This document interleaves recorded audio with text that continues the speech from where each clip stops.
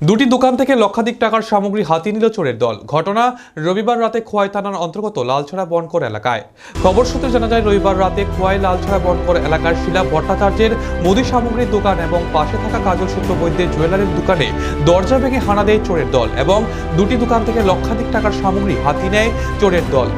পরবর্তী সময়ে দুই দোকানের মালিকরা নিজের দোকানে খুলতে গিয়ে দেখতে পান দোকানের দরজা ভাঙা এবং দোকানের ভেতর সমস্ত জিনিস এলোমেলো এবং দোকানের সামগ্রী কিছুই নেই। সাথে সাথেই খবর দেওয়া হয় খোয়াই থানাতে। খোয়াই থানার পুলিশ ঘটনার খবর পেয়ে সাথে সাথেই ঘটনাস্থলে ছুটে গিয়ে একটি মামলা হাতে নিয়ে তদন্ত শুরু করেছে বলে জানা যায়। কি দেখছেন? আরে দেখছি দোকানের বাইরে দিয়ে তালা, তো আমি তো ভেতর দিকে তালাটি খুললা ফাউটা খালি ডুবাইতে গিয়ে দেখি যাই আমি করে দেখি বালতি টালতি সব সামনে।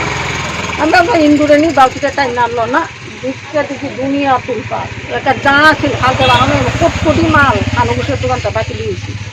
কত টাকার মাল ছিল? 50 করতে তুলবই আর নিচে নাই। আমি তো সাজাইতাম না এই ডরে, বালতির ভিতরে ডুবাই রাখতাম। কি নাম আপনার?